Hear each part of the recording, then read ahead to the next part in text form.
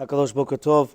When we're continuing with the halachot of Netilat Yadayim, it's actually brought down when a person wants to eat pataba bekisin, which means a person wants to eat mezonot bread or anything which is going to be mezonot, so then you do not need to do Netilat Yadayim, because Chazal only instituted to do Netilat Yadayim when you're going to eat bread which you make a bracha v'motzi lechem min haaretz, and you don't even have to wash even one of the hands. Nevertheless, if you're going to be kovea seudah on this, so for example, sometimes this happens on whether it's going to be mezonot bagels, or it's going to be on croissants, or any other type of a food, which you would be kovea seudah on this type of a food, or even pizza, or whatever the case is. So therefore he comes and he says, according to Rabbi Mina Poskim, you would make a bracha v'al netilat yadayim, and you're allowed to do this even lechatechila.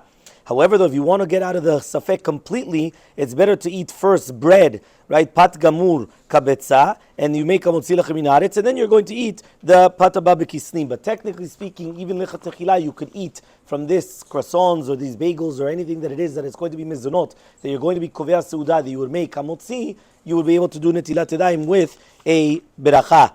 When you're doing Netilat Yadayim, you're always going to do on the right hand first. And therefore, to do on the right hand first, what you do is you pick up the keli with your right hand, you fill it up, and then you pass it to the left hand. And then what you do is that once it's in your left hand, now you're going to pour it onto your right hand, and then after doing that, you're going to pour it on the left hand. And even a lefty would do the exact same as well. If a person at the beginning wanted to eat a seudah of bread, and he makes a bracha v'al netilat yadayim, and afterwards he realizes that it's difficult for him to eat. If it's easy for him to eat kabetza of bread, so therefore he should do it. Nevertheless, mi'ikar adin, a person does not have to push himself to eat whether it's going to be a kabetza or even a kazait, and there's no isur of bracha levatala, because at the time when you did the washing of the hands, you did have in mind a kabetza. This is in contrast to what we said, which is going to be siv bet. If you remember that we spoke about during Sudah Shlishit, if a person does not know that they have to eat a kabetza, meaning that in order to make netilat yadayim you have to do a kabetza, and you ask him, what are you going to eat now? No, I'm going to have Sudah Shlishi. What are you eating?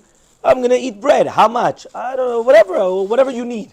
So you're going to say, okay, but what do you need? So for Birkat HaMazon, you only need a kazait. For Netilat Yadayim with a bracha, you need a kabetza. So in such a case, obviously it comes because of chitzron dat. It's something completely different. There, a person should understand. You're going to ask them from the beginning. Are you going to eat for Sudah Shlishit a kabetza or less? If you're eating a kabetza, do Netilat Yadayim with a bracha. If you're eating less than a kabetza, so you have to do Netilat Yadayim without a bracha. However, though, what happens if a person did want to eat a kabetza? He comes, he does Netilat Yadayim, and then he realizes that the bread, right, it's way too heavy on him. He can't. So then there's no problem, right? Why? Because at the end of the day, at the time when he did his Netilat Yadayim, he did want to eat kabetza. We learned, if you remember, that even if he doesn't eat at all right now, right, there's no bracha v'tala, because at the time when you were doing the Netilat Yadayim, you did want to do everything properly, which means to do the Netilat Yadayim properly, and then if afterwards something happened that you're a force majeure, and you just decided you're not going to eat now, or something happens, so therefore there's not going to be a problem with the halakha, and that's the next halakha siv bet. If somebody's going to eat less than a kabetza, somebody's going to eat less than a kabetza, you have to do netilat yadayim, but without a bracha, right? Because it's only going to be more than a kabetza. And siv gimel says, if you're going to eat less than a kazait, so then meikar adin, you do not need to do netilat yadayim at all. But if you are going to be machmir to do netilat yadayim without a bracha, tavo alav beracha. So that's just going to be the aleph bet gimel, and then we'll continue with the halachot of davar shetiburo b'mashke tomorrow, Bezrat Hashem.